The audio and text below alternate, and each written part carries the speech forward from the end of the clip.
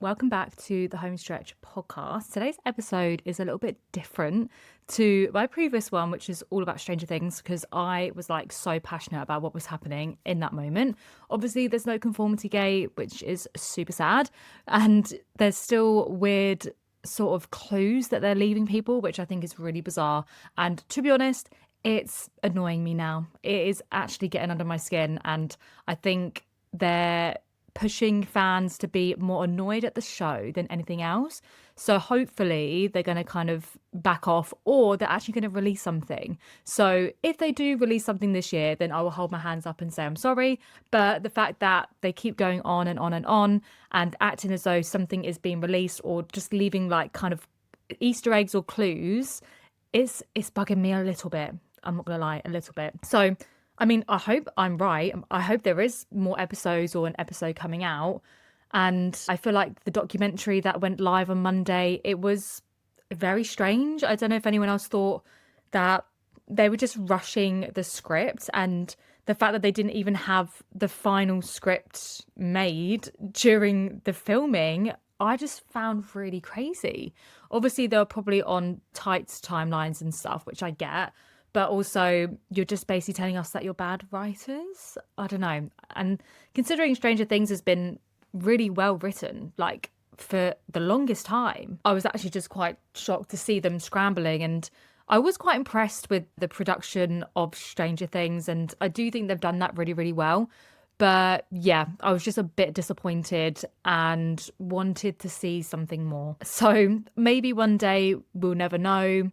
Or yeah, they've just wrote a really bad last season, which generally happens with TV shows, which is such a shame.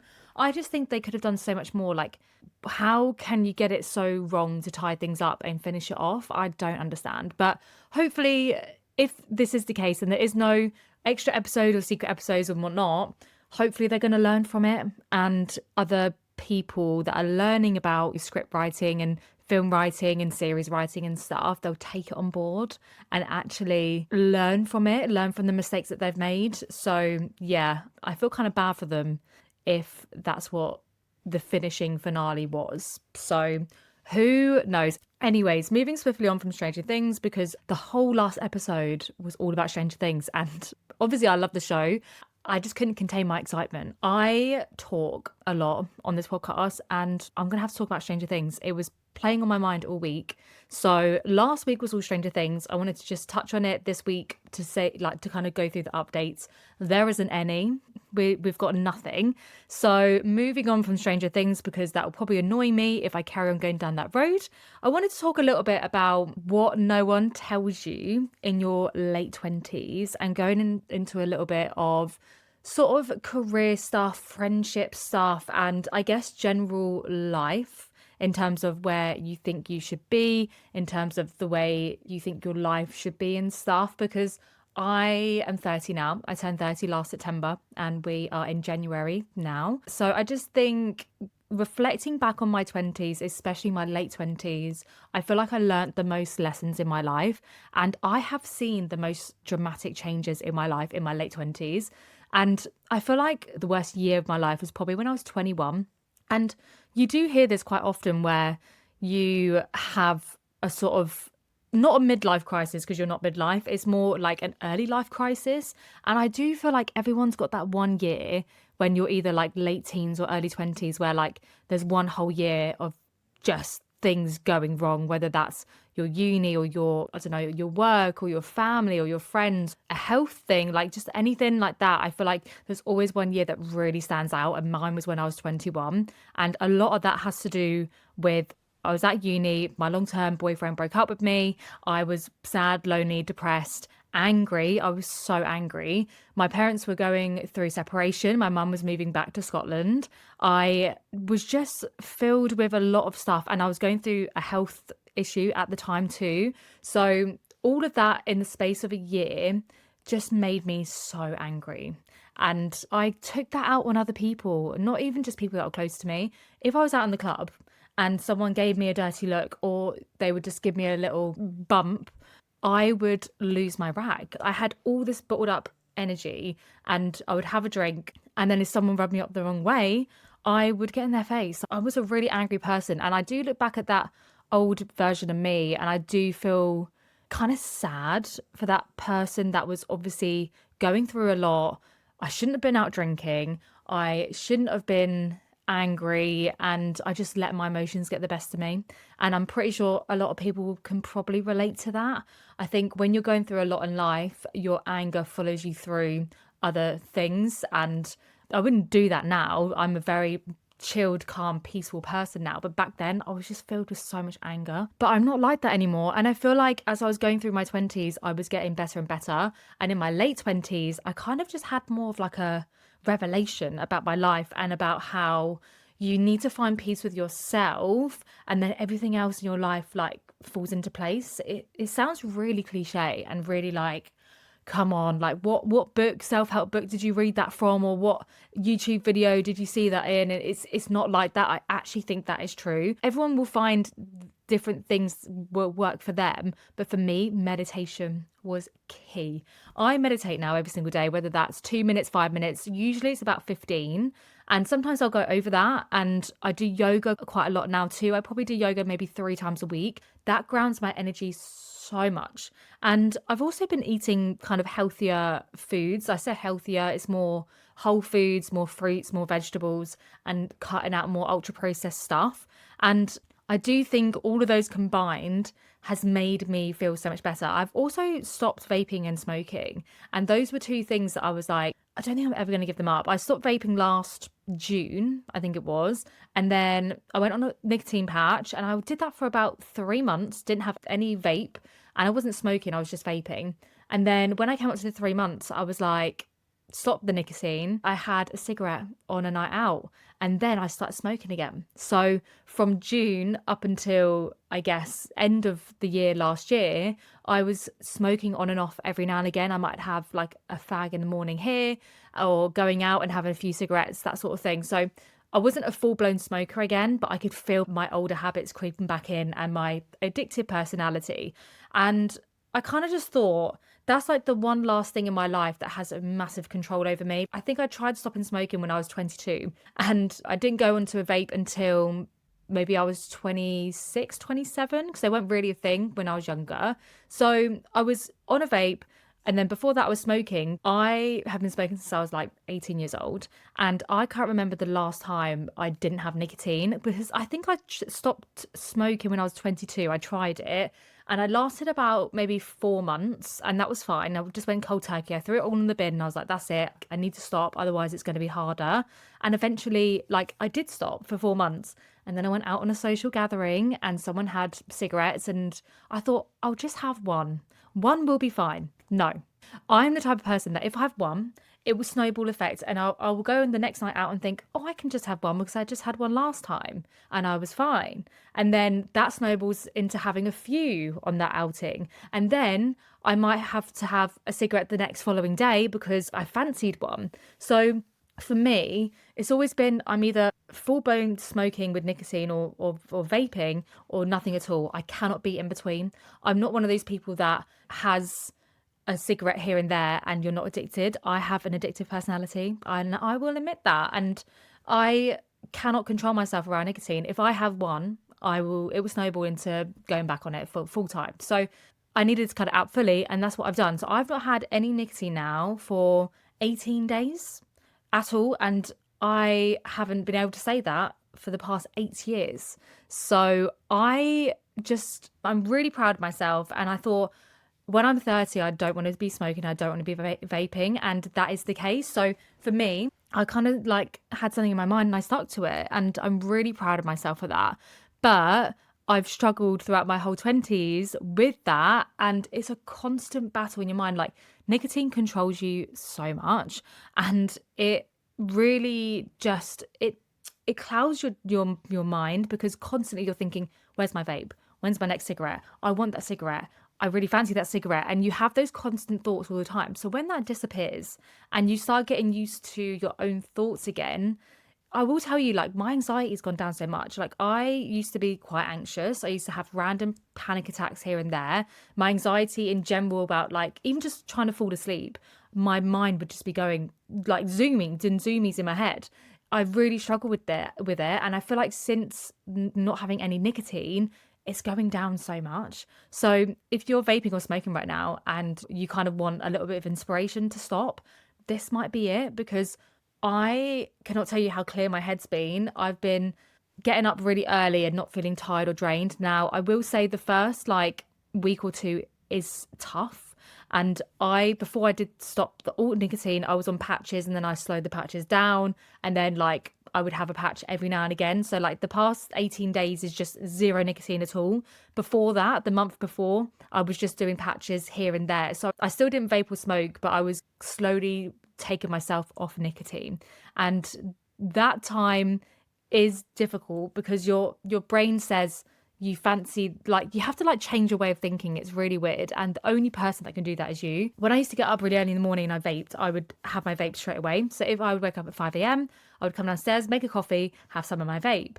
And I didn't realize this, but the vape was like, not the vape itself, but the nicotine, the stimulant in the nicotine was pushing my motivation and my productivity. So it was basically making me feel awake. So I would come downstairs and I was basically relying on the nicotine to give me that energy boost in the morning. So when I stopped nicotine and I was trying to get up at 5 a.m. in the mornings again, I was so tired. Like, I would come downstairs, make a coffee, have a coffee, fall back asleep. Like, I was shattered, and it took me a good couple of weeks to get used to that. So your body does need to adjust. But once you get over that maybe 1 to 2 week like hump, it is so much easier. And I will tell you now, I will look at someone that is vaping or look at someone that's smoking, and I don't feel the urge like that I want to be them and have that. And I think you do come to a point in your life where it's like, I'm not bothered about that anymore. And I went on a holiday to Lake Como with my friends in Italy last August as a surprise for my 30th. Thank you to my sister and my friends.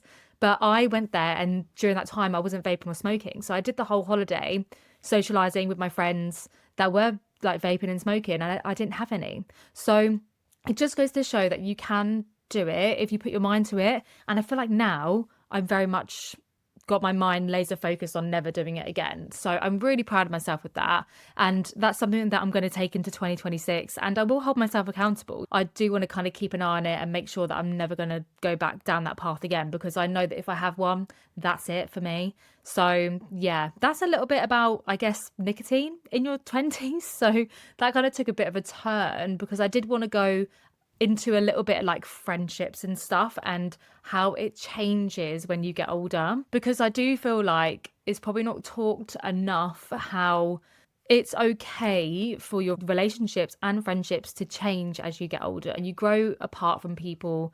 You do grow apart from people. You do kind of lose that closeness to people that was probably your best friends like 10 years ago. It just happens. And people become different people. Like, you are constantly changing all the time. The person you were when you were 18 years old isn't the person you are when you're 30. Totally different people.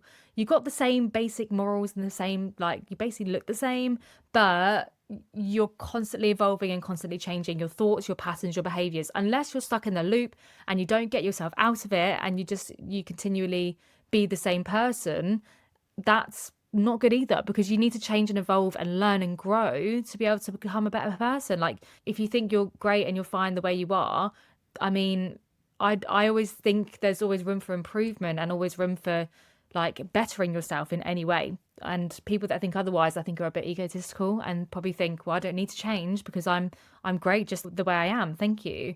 And for me, I have a very growth mindset. I love to learn and grow and be better. And I just think failure is a lesson for me. Taking this podcast, for example, doing a podcast in general, it's quite daunting. I'm doing it by myself. It's not like I've got a chat with someone or that I've had a mentor that's taught me everything that I know. I don't have a clue what I'm doing. I'm literally grabbing my mic, I'm grabbing my laptop, grabbing my camera, filming, editing, and posting it. And people are listening to me, which, thank you. I appreciate it. And would I have liked something like this and listened to it when I was like maybe in my 20s? Yes, I probably would. Would I say it's successful? I don't think it is successful in the way that people would look at success. For me, I'm constantly learning, I'm constantly growing, I'm learning new ways of editing, I'm learning new ways of how to speak, I'm learning new ways of how to edit my videos down quicker or put some better effects on them, or making my thumbnails on YouTube better, because I do film these as well and post them on YouTube. So people prefer to see a visualization type of video, which I like, or people like to listen to podcasts while they're on a run, on a walk, or just wherever you are. So for me, I like a mixture, but this podcast was a bit of a risk. Some people might look at me and think, well, that's a bit silly. Why should you start a podcast? And for me, it originally started out with giving a bit of advice and stuff on the house buying process, and it's changed a bit to how I want it to evolve and change and grow. More about me, more about my life, more about my lessons, and things that can feel a bit more warm and a bit more comforting, knowing that someone else has been through things, and learning from not even my mistakes as such, but things I've learned along the way. So people can look at what I'm doing and think, oh, I don't want to take that risk. But for me, I am learning as I go. I'm not perfect. Will I look back at these in 10 years' time and think these are the best podcasts in the world? No, obviously not. But you need to start somewhere. And if you don't take the leap and don't take the risk, you'll just be stuck in the same place forever. Like, I left my full-time job. I now work for myself. I'm self-employed. If I didn't take that leap, I would still be stuck in a job that I didn't enjoy. And I would always be wondering, what if? I do not want to get on my deathbed and think, I wish I did that when I was in my 20s, late 20s or early 30s. Like, I'm going to take a risk. And if it doesn't work, I'll just go get another job. I'll just stop the podcast, or I'll pause the podcast and I'll pick it up again if I have a different idea. I need to try things and fail to learn and grow. I don't see failure as embarrassing or something that didn't work, so like I'm never going to do it again. I see it as a growth like thing to have happened for me to learn a lesson and then to do it better next time. That's what life's all about. Don't just give up on stuff just because you think you failed. Like, that's just not how life works. You've got to think of people that run their own business and have their own businesses. Do you think if they have a bad year that they're just going to give up their business and stop? No, you need to learn from that and grow from it, stick with it, and do better for the next year of your business. So I think people get scared about even potentially what other people think. I've probably got people that I know going, oh my God, do you see that Elise started a podcast? How embarrassing. Do you think I care? No. I started posting on TikTok, right? And this is the thing about friendships too. A lot of my friends that I thought were my friends would say, oh, I saw you're doing TikToks now. Like, I saw your TikToks. And I'd be like, oh, thanks. And then in my mind, I thought, but you've never liked them. You've never commented on them. You've never shared them. You've never done anything to support me or anything that I do. So for me, I'm like, you're supposed to be a friend and you watch my stuff all the time, yet you don't engage with it. I don't get it. So people that you think are your friends might not actually be like supporting you and engaging with your stuff and wanting good things for you. So I think as you get older, you do kind of whittle people down on who you really trust and who you really want in your life. I think it's okay to not people please and hold in your boundaries. And you really see that in your 30s. I think you don't want to be around people that drain your energy or people that you don't want to be around. And I think you can grow out of people, and that's okay. There's definitely been some instances where I have thought, I don't know whether I want to be around this person. And even with other people that I know, I've generally been drifting apart from them. And in my mind, it's like, oh, that is a bit sad actually, because they used to be quite a good friend of mine. But then realistically, I kind of think, can I see myself being friends with them in like 5 years? Probably not. And that's okay. So I think friendships definitely do change. And being a people pleaser is like the worst thing that you could be. You need to hold your ground and hold your boundaries, because life is too short.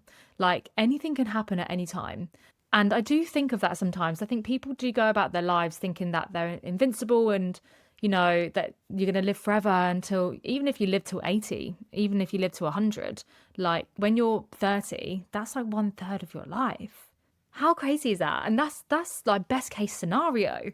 So why would you hang around with people just because, or just people pleasing just to like please them? I do think as you get older, you get a little bit more selfish with your time and your energy because you want to spend it around people that you love. But then in saying that, I do generally sometimes get like social my social battery goes down when I'm with like loads of people and having to like socialize a lot.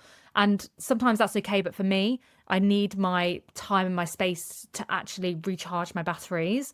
And even over the Christmas period, love my friends, love my family, was around them loads, but I needed a few days to recharge because just kind of hosting and making sure everyone else is okay is a lot. And I needed my kind of mind and my body to just rest and recharge. So I'm definitely more of an introvert than an extrovert, I would say. But then in different points of my life slash different things that's going on in my life, I do tend to mix between the two. So like, for example, in small intimate groups, I feel like I can be quite extrovert. Whereas like larger groups, I'm more introvert. I'm a bit like, oh, this is a lot of people. I'm like, it's a bit overwhelming for me. So I think you can be a bit of both. And they do say these days that introverts and extroverts, they're not just totally different. You can have different ones and like blend into them, if that kind of makes sense. But yeah, another thing that I will touch on briefly in your late 20s is career as well. And I think a lot of people can have a mindset of thinking that they have to stick with one career for the rest of their life. And just let you know, that's not the case.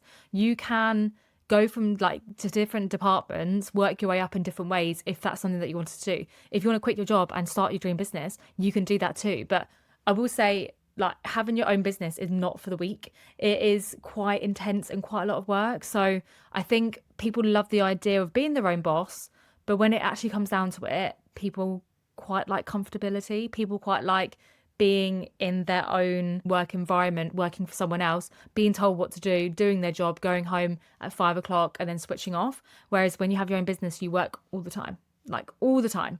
So even weekends, like I film and stuff on the weekends usually, and I do a lot of editing on the weekends, and I do a lot of emails and stuff on the weekends. So it does mix, and everyone will be different. Some people will love that and some people will really not like it. So I think your 20s, especially your late 20s, is a time for you to just be a bit free and to do kind of what you want and to trial and test things as well. You might try a job and hate it, or you might try a job and you love it. Or I don't know, you might try and do half a job part-time and then half freelance work of something that you're really passionate about. So it's just about trial and error. And I think your 20s is the perfect time to do that, because when you get into your 30s, you're kind of thinking more about kids if you haven't got them already, or you're kind of thinking about houses and getting on the property ladder soon, or maybe thinking about getting married to your partner because like you're in your 30s now and you want to kind of look young at your wedding still, because God forbid I would never be nowhere near 40 getting married. If I haven't been married before, so now that me and Nathan are getting married, I don't want to be like an older bride. I want to be a young-ish kind of bride. I say youngish, I'm 30, and when we get married I'll probably be 31, which maybe even 32, maybe just turned 32. So for me, I'm okay with that. And then we can maybe think about having kids and stuff afterwards. But I think your 30s, you do kind of look more into like settling down. I know it's a bit cliche, but like there is a thing. So your 20s, especially your late 20s, is about exploring and trialing. And even your 30s is like that as well. But I just think you do generally think about more settling down than anything. So, I mean, you get people that love partying and stuff in their 30s, which I absolutely love, but that's just not me anymore. I can't do it. So yeah, that is today's episode. I'm going to wrap things up because I feel like I've been chatting all about random things. I mean, we went from Stranger Things to nicotine to then career stuff and outgrowing friendships and all that jazz. So I feel like we've covered a lot of things today. I just wanted to leave you with the kind of thought of just figuring out if you're happy right now with things in your life. If you're in your late 20s or early 30s, like, are you really happy? And if not, you got to kind of work out where you're not happy and stuff. Like if there's someone that is draining your energy, if it's a job you don't like, if it's something that you really want to try, but you feel like you're too embarrassed to try it, or you just don't think you're going to be good at it, just a reminder that life is too short and we've only got one life, and you don't want to regret not trying things just because. My best advice, just give things a go. What is the worst that can happen? Seriously, like even if it's posting things and you feel like you're cringy, like I sometimes think I'm cringy. And I'm okay with that. And it's just about feeling confident in yourself and just thinking, do you know what? Even if people think that about me, I don't care. And that is the most important thing. As long as you're happy, you just need to go with that. So for me, I'm very happy with my life right now. I feel like We've got our wedding coming up, which I'm so excited for. I think I'm going to do quite a few episodes on weddings, things that we've found. Probably a weddings section diary slash thing. This might even change into a whole wedding podcast. Who knows? But for now, I'm just kind of going by things that's happening in my life, especially Stranger Things. But now that that ship has sailed, I'm just going to be talking a few little bits here and there and yeah, just random bits. I don't really know what next week's episode is going to be on yet, to be honest, but who knows? We'll see. I hope you have enjoyed my yapping today and I've not bored you to death with anything to do with your 20s and living your life a little bit, because today's episode was a little bit deep, but sometimes we need to go deep to actually realize what's important to us in life. I really hope you enjoyed that episode with me today, and I hope to see you next time.